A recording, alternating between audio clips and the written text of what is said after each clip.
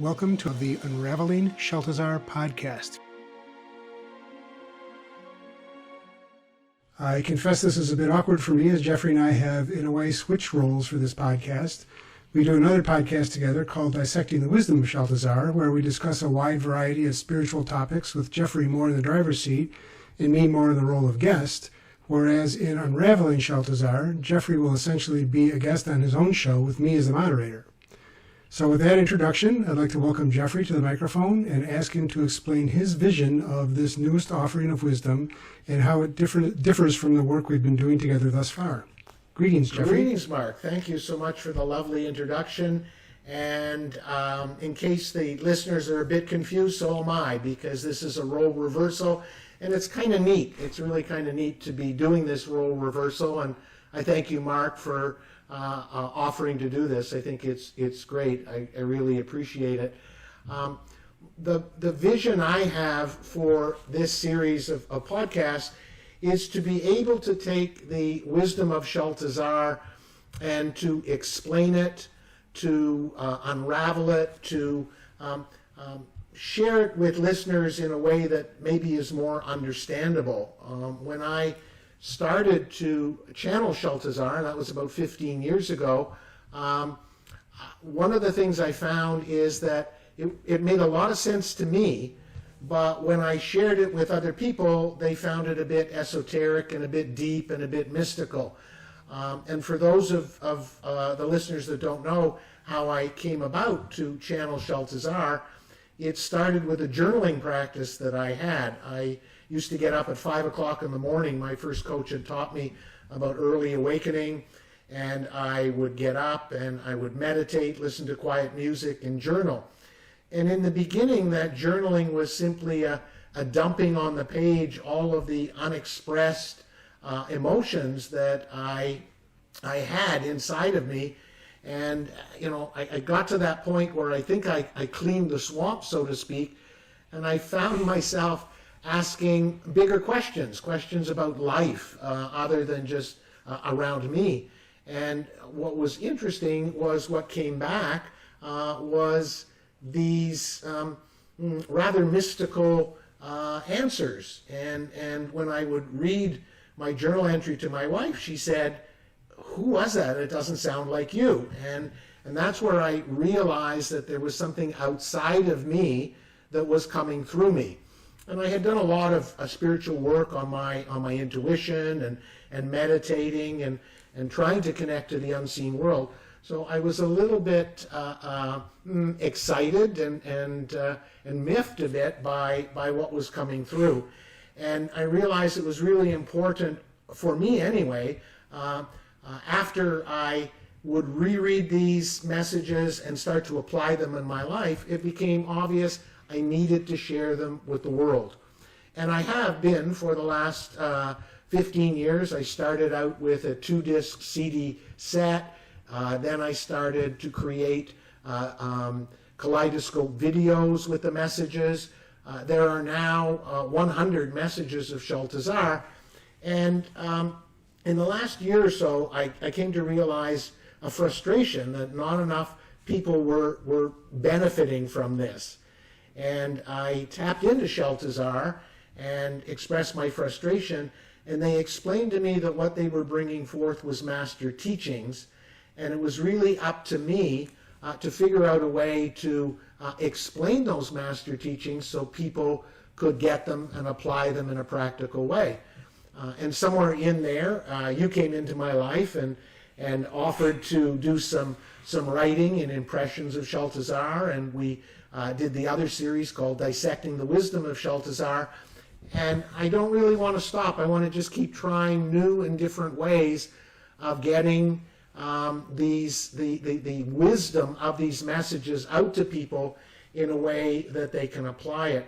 And so Unraveling Sheltazar, and thank you for the name, Mark, you came up with that name and I love it, is going to be a series where hopefully you will be able to represent the listeners. You will be able to represent people who have listened to the messages but don't quite get it. And I invite anyone that wishes to send me an email at jeffrey@jeffreyeisen.com, and I'll pass it on to Mark. Any questions that you have about the messages of Sheltazar, I would love to explain them and unravel them, and that's what this series is all about. Mark is going to be asking me some questions from the messages, and hopefully I will be able to explain them in a way that maybe is more understandable than the channeled message itself from Sheltazar. Right. Great summary. Yeah, we've had conversations about this, many times, obviously, but where you and I think the reason that the thing that brought us together was I listened to a Sheltazar channeled message on Insight Timer, and it resonated with me, and I sent you a message through the app that was kind of what prompted our back and forth communication. And for whatever reason, and I mean, everybody experiences spirituality in a different way. The messages really resonated with me, and they made sense to me, and they hit me at a very deep kind of subconscious level. But they are very esoteric. It's not plain and simple black and white. There are deep subtleties involved in the messages, and I think that your idea of this unraveling this wisdom is a fabulous one, because not everybody reacts to the messages in the same way. Not everybody gets all the parts of them, and so kind of opening this up as in a way, as a public forum to pinpoint some of this wisdom and to find a way to either more deeply understand it or to apply it to our lives is what this is all about. And I think it's a great idea. Thank you so much for hosting and for us to have this opportunity for role reversal. It's really kind of neat. As you're talking, one example comes to mind that maybe in future episodes we'll talk about, and that is the concept of surrender. Sheltazar talks a lot about surrender, and I get asked so many times, so does that mean I just sit on the couch and give up? And of course, that isn't the essence of surrender. You and I have talked about it, I think, in the Dissecting the Wisdom of Sheltazar podcast, and offline we've talked about it a lot. That is a concept that, in the one word surrender, has got so many meanings and subtleties and deeper understanding. And certainly in my coaching, I've tried to help people understand the deeper meaning of surrender, and it takes a while to understand. So I'm very fortunate that when I channel the messages of Sheltazar, I'm a claircognizant, and that's my major pathway of receiving messages. There's just this knowing. And so no matter what the words are that I use to translate this knowingness, it's already infiltrated into my being, this knowingness. And it's very frustrating that I haven't been able to help people integrate and embody this wisdom, because it's life-changing. It's life-changing for me. I know you've expressed that, and other people have. And so this whole series is meant to help people get it, so to speak. It's sort of like that Satori moment where hopefully in your questions and my answers and in our dialogue, we're going to get some people saying, aha, now I get surrender. Now I know what it means. Now I'm going to be able to apply that in a way that will help my life and improve it and make it better. And so that's the purpose that I see in this. And I couldn't really do it alone, because I can't sort of ask myself the questions and answer them. So you provide a phenomenal role in this, and I thank you for it, because you're very, very familiar with the wisdom of Sheltazar. Yes, I am, and I enjoy it, and I hope others will enjoy it too. And that kind of leads into my first question, or the first question for our first inaugural episode here. Yeah, I'm sure there are people who are fans who are followers of you and followers of Sheltazar, but there may be some new people who aren't familiar with Sheltazar and who Sheltazar is. So my first question for this series is, who is Sheltazar, and how did you first become acquainted?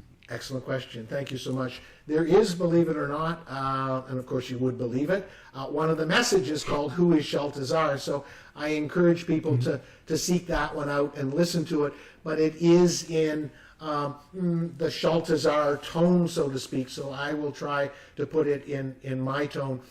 As I mentioned before, I knew that something was coming through me that was bigger than me, and I didn't know what it was. And my belief system, maybe contrary to a lot of others, is I'm not big on having to name an energy or an entity, because that brings me to the logical mind. And I know a lot of people that work with angels like to make sure that they know the angel. Is it Archangel Michael? Is it Archangel Gabriel? What angel is it? And so in the beginning, I tried not to be too inquisitive as to what this energy was coming through me. I will say that the first name that came to me was Calcitron. And I thought, oh, well, okay, this is Calcitron. But it turns out that that sort of dropped away, and what I came to believe was that Calcitron was a place, and I don't know whether it's a place that Sheltazar came from, or I came from, or if it even exists. So revealing their identity came to me in waves. It wasn't like one day it was this, the next day it was that. It was over a period of weeks. And so Calcitron then led to something that I interpreted as Gavish Baninu. And, often I hear these words that are not English, and I have no idea what they are. But I got a sense that Gavish Baninu was the giver or teacher, and Baninu was of divine wisdom or all that is good, would be, I guess, how I would interpret it. So I sensed that Gavish Baninu was their title. And then a while later, the energy of 33 came up, and it was like, oh, 33. I mean, I love numerology, and quickly I went to look and see what 33 was, and it is a master number. There are three master numbers that have been explained and talked about: 11, 22, and 33. And although the number 44, of course, exists, 44 has not been explained yet as a master number. And when I looked up 33, it said, as a master number, it was the master teacher. And then it sort of made sense. It's like, okay, here's this energy of 33, which are going to be bringing me master teachings, and it's going to be my job to interpret those teachings in a way that changed my life. Now, I'm very fortunate because I tend to be more of a visionary kind of person. I'm not that detail-oriented. Back when I was running a company, I tended to always be the one with the visions. My management staff hated me because whenever I had this brilliant idea, I didn't even give them time to implement it, and I was off visioning the next idea. So to me, getting these master teachings made sense. I have an innate ability, I guess, to understand them and apply them. And I thought everyone did. And as we said, that's the purpose of this series, Unraveling Sheltazar, so I can hopefully share the deeper meanings of this. I've come to realize that Sheltazar is a collective energy, not an energy of one. And maybe they're 33. Somebody once asked me the question, what do they look like? And I'm not really a visual kind of person, but what came to me was a circle of white-coated entities with sort of hoods and no faces in this circle. And it's quite possible there were 33 of them. And of course, not to be mixed up with the Ku Klux Klan, this felt like a much different energy, a very pure, loving energy. So often I will sort of see that circle of 33 white-coated energies.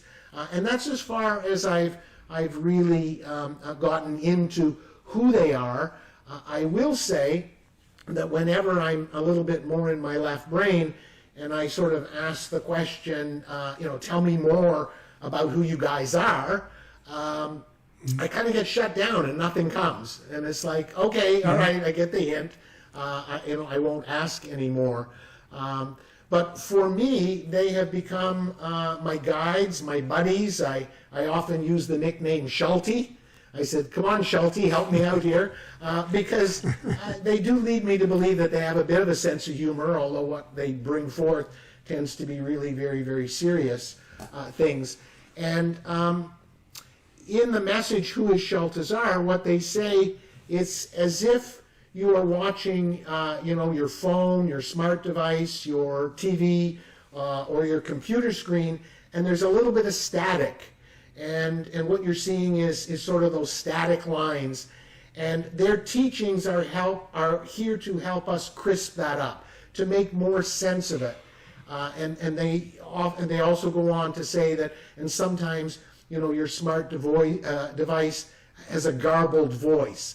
And so the messages that they have sent through me are to help with clarity, help us understand ourselves, understand humanity, and understand how we can live a better life. And that tends to be the theme. At one point, there were 6 themes that I sensed were coming through. One of them was the unity of the source and the duality of the human existence.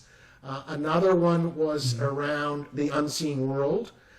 Another one was around the feeling consciousness and how important the feeling consciousness is. Another one was around creating and manifesting. And I'm not counting, so don't hold me to this. But I do remember the last one is about love, and it was finding love, becoming love, and sharing love. And so there are some general themes that come through.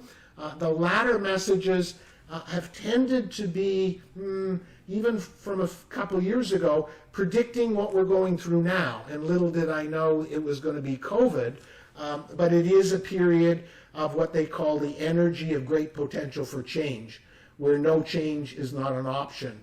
And they even go on to say that this energy has been on the planet before, and it was there for Atlantis and Lemuria, but they chose not to make the changes. And so they are encouraging us to make changes. And that's why this series that we're doing is very timely, because I think there's an opportunity for humanity to change. And I'm here to interpret and unravel the Sheltazar wisdom to help us change humanity. Right. And we're recording this actually on November 10th, and tomorrow is apparently a seminal day in this transformative energy, 1111. I know you're a fan of numerology, and 11 is a powerful number, as you've told me. So, 11 is a manifesting number, and so no matter when you're listening to this, because it is recorded in the 11th month, and we're in 11:10, so that's three ones and a 0, which is, and the 0, of course, is new beginnings. I'm hoping that as you listen to this series, and Mark asks the questions to unravel this wisdom of Sheltazar, you will be able to apply it as we go through this period of great potential for change. And so I think it's really important. I love our other series, Dissecting the Wisdom of Sheltazar. It's sort of more back and forth. But my greatest desire for this one is that I can articulate to the best of my ability these tidbits of wisdom, these insights, these principles, with a view that people will be able to change their lives for the better. Great, amen. Yeah. Great advice, great information. I would encourage the listeners or the viewers, as the case may be, to check out jeffreyeisen.com. There's all sorts of fascinating things there. Some work we've done together, some stories. Jeffrey offers channeling and coaching services to people. So go check it out and see what you can see there. And certainly stick with us. We're going to be trying to record these on a regular basis, hopefully once a week, and we look forward to you tuning in to see what unravels. Thank you so much, Mark. I look forward to being back here on a weekly basis with you. Love and light to you all. Thank you, Jeffrey. If you have any questions about the Master Teachings of Sheltazar, we invite you to submit them to Jeffrey at jeffreyeisen.com, and we will make your question the topic of a future episode.